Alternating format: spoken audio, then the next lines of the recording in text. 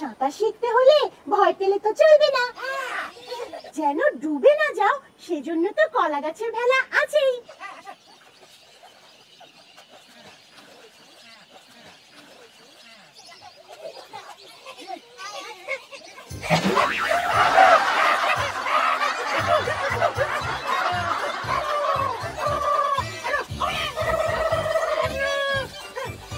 এতটুকু পানিতে সাঁতার শিখতে পারবে না হাবলু গাবলু, তোমাদেরকে আরেকটু সামনে যেতে হবে।